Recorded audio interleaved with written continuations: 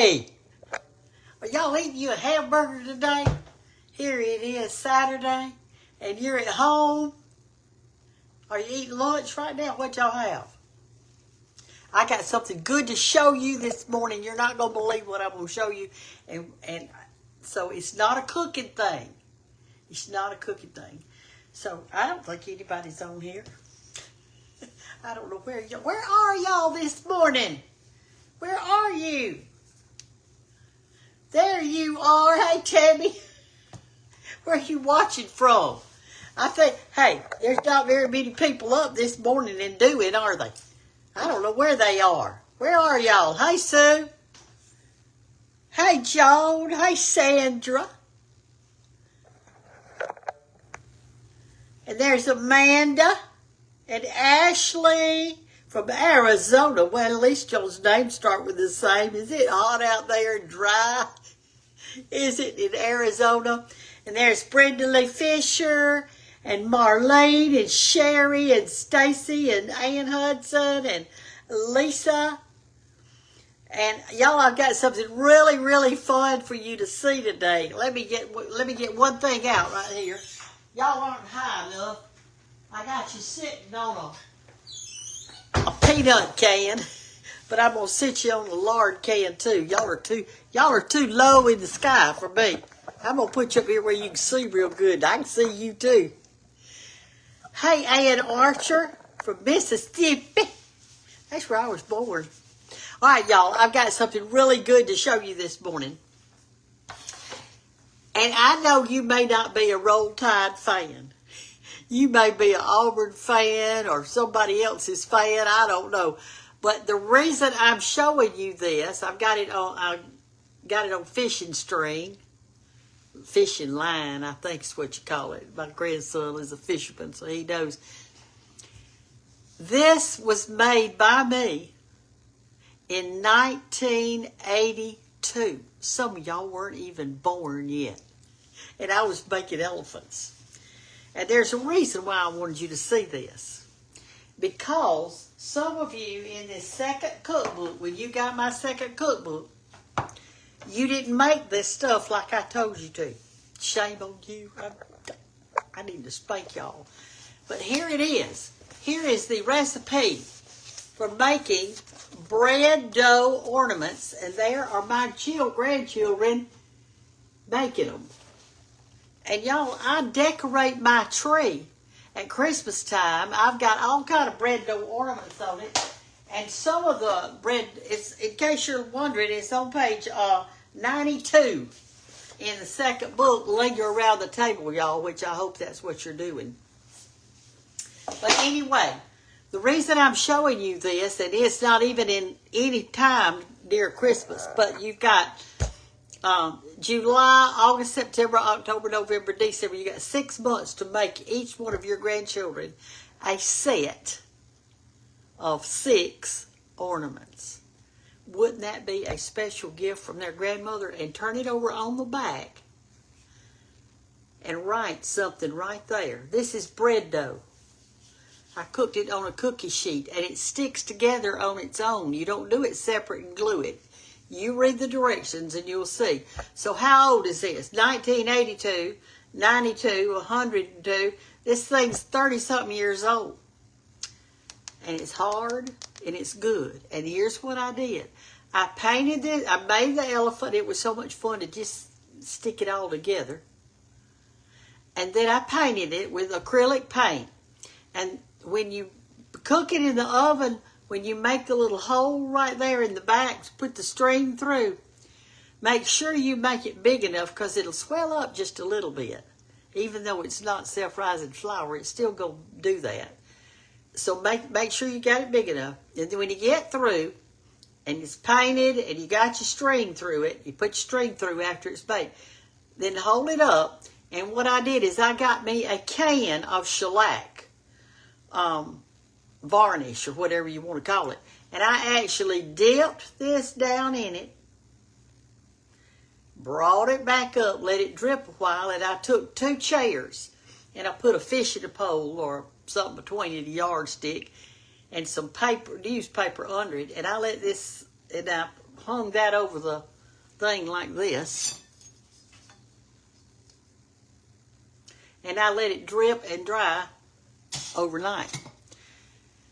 Now, if you're going to make anything worthwhile for your grandchildren for Christmas or your children, don't buy all their stuff. Don't buy everything. Make them something from you that they can keep. I've made my children wooden paper dolls before.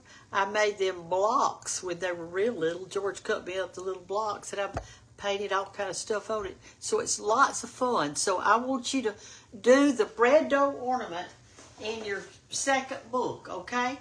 If you don't know how to get my books, I've written 3 cookbooks, and they are wonderful, if I do say so.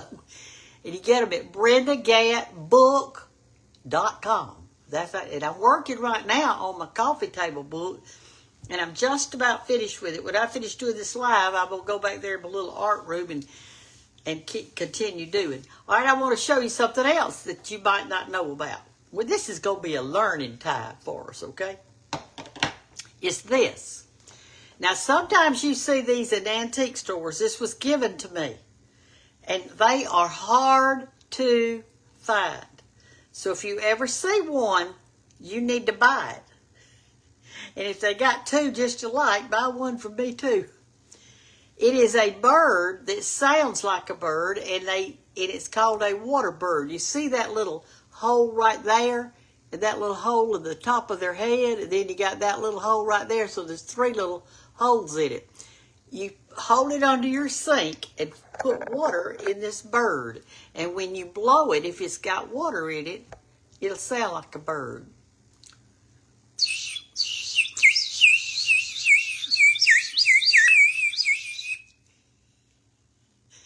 So I might not have quite enough water. Let me put just a little bit more water in it and just make sure that I've got plenty in it.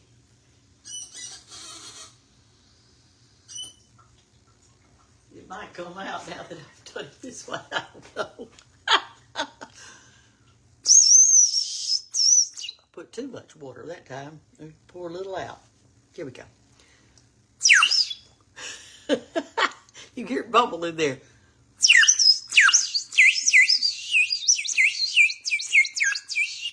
See there? Isn't that fun?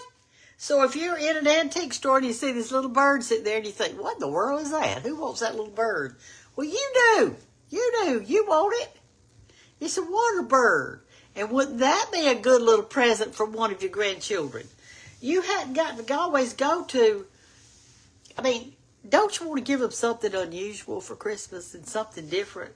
Something that is not in a store? So y'all think about that now, because, I mean, it's wonderful. And make them the little bread dough ornaments. Make these for them. Make little bugs and worms and little angels and all kinds of little things. Little Santas and little elephants or donkeys or butterflies or little pigs would be cute. Make them a little set of 6. My grandchildren loved it. They loved making all this stuff.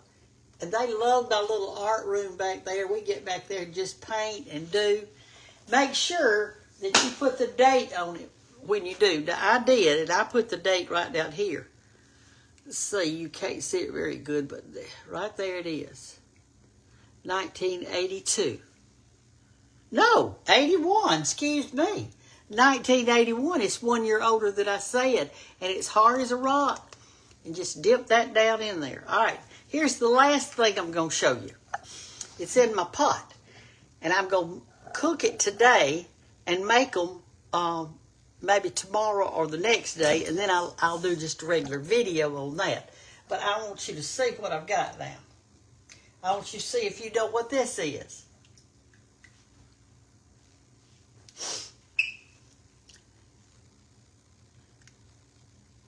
I did not peel them because you weren't supposed to. I'm going to cook them until they're tender, and tomorrow I'm going to make something out of them. Does anybody know what this is? Come on, y'all, think. Think, what is this? See if your children know. They probably don't. They don't even, some of the kids don't know what grows on top of the ground and what grows under the ground. They don't even know what grows on a tree or what grows on a vine. Have you taught them all those things, or are you just assuming somebody else is going to do it? What are you doing with your children? When they go to kindergarten, they ought to know a bunch of stuff before you ever put them in there. I mean, a lot of stuff. They need to know what their name is, their whole name. They need to be able to write a little bit of their name, if they can, if their little fingers will do it. They need to know what different vegetables and meats are. If you ask a child, where does bacon come from, you know what they're going to say? The store. They don't know they're eating a pig. What is this, y'all? Beets. Somebody, oh, yeah, they're my smart folks. They're beets. Thank you. Diane and Debbie and Rebecca, she knows, and Gail knows. They're beets. Are y'all from the north or the south? You people that are answering it correctly. And listen, Regal says she had those whistles when she was a child. They were so much fun. They're sugar beets. Okay. All right, y'all, these are beets. They are beets. And so these were given to me, and they were grown in Dothan, Alabama by that same friend that gave me the corn and the okra that I let y'all eat the other day with me when I had it on my Cooking with Brenda Gantt show. So anyway, these are beets. I'm going to boil them. I'm fixing to turn them on right now. And I'm going to boil them until they're nice and tender. And then either tomorrow or the next day, I may not put my video on until Tuesday, but you'll see it. I'm going to make pickled beets out of these. I love pickled beets with ham and green beans and cornbread and pickled beets. I love them. They are so good. So that's what we're going to do right here. But if you see this in a little store, go ahead and buy it for your grandbabies. They'll have so much fun putting water in that little thing. This is made of glass. This is the only one I've ever seen. I didn't even know what it was. The lady that, well, it's got a little thing right here. You could probably hang it up on the Christmas tree if you wanted to. See that little thing? The lady that gave it to me wrote me a note when she gave it to me to tell me what to do, because I didn't have one of those when I was a child. One of the things that I got, though, as a child that I never could figure out, I couldn't do it. I just couldn't do it. I could skate, ride bicycle with no hands and all that, but it's one of those round, look like a paddle. It's got a little handle, and there's a rubber string going out from it with a tiny little ball on the end, and you try to keep it going without but mine went everywhere. My paddle was over here, the ball was everywhere. I never could do it. But I could do jacks, and I could do that real good.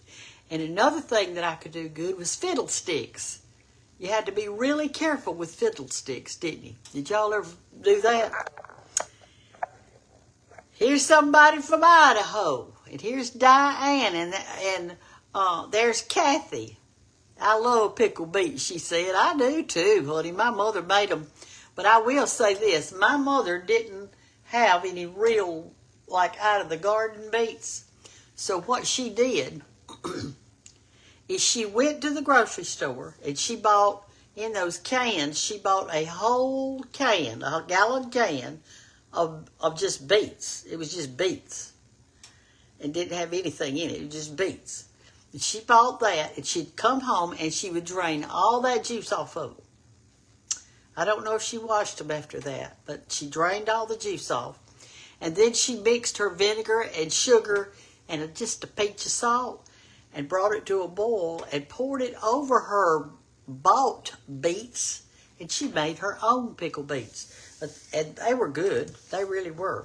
But this would be my first time to ever make a homemade pickled beets with real beets, because we just don't have them. I mean, you know. I really appreciate y'all watching me today here on Saturday, because I know you could be doing something else and at the river and going boating or having a picnic with your family, or maybe you're having to work today. Maybe you're at work and it's your lunch hour. or maybe you're like me. You got up early this morning and you've been busy all day. I went outside a while ago and I sat in a lawn chair in the shade, and I had made me a piece of cheese toast. And I had sharp cheese on it and Parmesan cheese on it, and I toasted it in the oven, and all that cheese melted all over it. And I just said, I'm going to go outside and eat this. So I went and sat down in a chair, and before I knew it, something was biting my leg, and it wasn't a mosquito, because you know I got those controlled, but it was an ant. So I held my legs up as long as I could. I killed him. Then I held my legs up. I thought, this is not comfortable out here holding my legs up trying to eat a piece of bread. So I came back in the house. Anyway, I had a really good time today. I met a lot of new people, made new friends, and everything was good. So I'm going to leave you now, even though I don't want to, Sonia. And Patricia Kirkland, and Sheila, and Sherry, and Sue Meredith. G-Day from Australia. Good, I guess that means good day. Hey, Australia. You pet a kangaroo today. Every time I think of the country of Australia, I think of kangaroos, and I think of Crocodile Dundee. What he's supposed to be Australian. I loved that show. I have never laughed so much as when I watched that movie. I thought it was so cute. I loved it. But anyway, I'm going to let y'all go. Remember to turn to page 92 in your second cookbook and get started on your Christmas ornaments. You got 6 months. So if you've got 5 grandchildren, and you're going to make them 6 ornaments each, that means you've got to make 30 ornaments. They're fun. Set you up a little card table somewhere back in the back bedroom and lay them out. Get you a few little acrylic paints and paint them, and then put that fishing string around it. Make sure you tie it really good up there at the top. Make sure your hole is good. Get you a nail and make you a hole real good before you cook it. When it's hard as rock, you can paint it and then dip it down in that can of shellac, and then pull it back up, let it drip all overnight. Put some paper down there so it doesn't drip on your stuff. And it'll last for, well, this one's over 30 years old. I guess it'll last forever. Till Jesus comes back, whatever. All right, y'all. Take care. Love you. Bye-bye.